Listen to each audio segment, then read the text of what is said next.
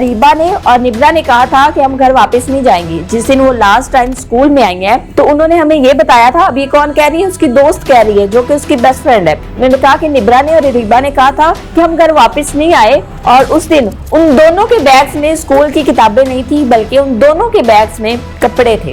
इरादा करके आई थी कि उन्होंने घर वापस नहीं जाना बल्कि उन्होंने यहाँ से किसी और जगह पर जाना है। और जाते वक्त लास्ट टाइम उन्होंने अपनी एक दोस्त के साथ और उसकी मामा के साथ बैठ के लास्ट टाइम जो है वो पिज्जा खाया है। अब एक सीसीटीवी फुटेज जो है वो सामने आई जिसमें बच्चियां जो है वो एक शॉप पे जा रही हैं। उस शॉप से उन्होंने कुछ चीजें खरीदी हैं और चीजें खरीदने के बाद एक बच्ची जो है वो पीछे मुड़ के देखती है और दूसरी बच्ची जो है वो दूसरी जानिब देखती है। ये सीसीटीवी फुटेज में देखा जा सकता है। मांगा मंडी में कुछ रोज कबल एक केस सामने आया था जिसमें आजम नामी शख्स ने एक एफआईआर करवाई थी और उस एफआईआर का मतन ये था कि मेरी दो बेटियां, एक का नाम निब्रा आजम है और दूसरी का नाम अरीबा आजम है। एक 6ठी क्लास की स्टूडेंट है और एक 7वीं क्लास की स्टूडेंट है। दोनों बच्चियों को स्कूल की वापसी पर अगवा कर लिया गया है। नामालूम अफराद ने इन दोनों बच्चियों को अगवा कर लिया है और हमें अभी तक इनका कोई पता नहीं कि वो मेरी बेटियां जो हैं वो किस जगह पे हैं। इस टाइम मेरा कोई राब्ता नहीं हुआ, कोई हमारी किसी के साथ दुश्मनी नहीं, कोई कुछ नहीं।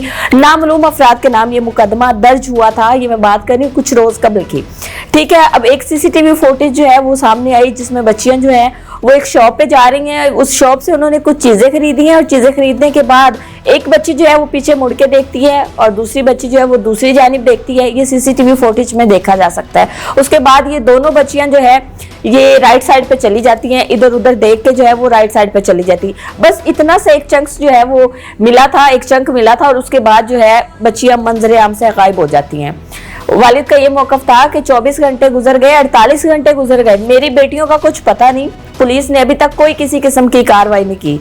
बाप था और दो बेटियां थी और दोनों बेटियां जो है वो एक 6ठी क्लास की स्टूडेंट है, एक 7वीं क्लास की स्टूडेंट है और इस तरह उनके घर में क्या क्या राम होगा, क्या आलम होगा, ये वालिदैन बेहतर जान सकते हैं। उसके बाद क्या होता है कि इस केस की जो है वो इन्वेस्टिगेशन चलती है। जाहिर सी बात है जब भी कोई केस आता है तो पुलिस ने अपने तरीके से इन्वेस्टिगेट करना होता है, सारी चीज़ों को देखना होता है। उसके बाद उन्होंने वज़ीर आला पंजाब से ये अपील की कि इस वाक़ये का नोटिस लिया जाए।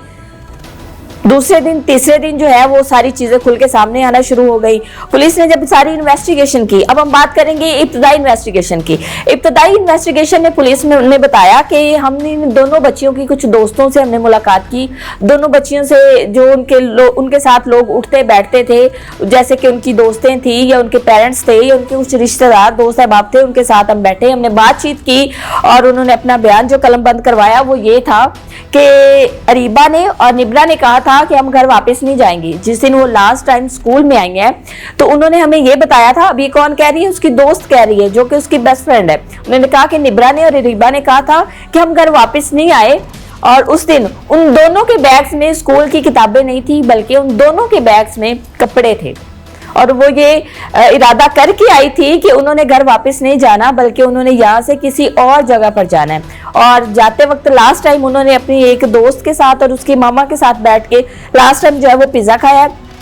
उसके बाद वो उठी हैं और वहां से वो एक शॉप पे गई हैं। वहां पे एक शॉप से उन्होंने कुछ चीजें ली है और चीजें लेने के बाद जो है वहां की फिर सीसीटीवी फुटेज पुलिस ने हासिल की और उस सीसीटीवी फुटेज को जब क्लोज करके देखा गया तो दोनों जो है वो मांगा मंडी बाईपास से ठोकर की जानिब आई हैं वैन पे बैठ के। दोनों बच्चियां, इनके साथ कोई तीसरा शख्स नहीं था, यानी ये नहीं कह सकते कि कोई नामालूम अफराद इनको अगवा करके ले जा रहे हैं या कोई तीसरा बंदा इनके साथ नजर आया हो।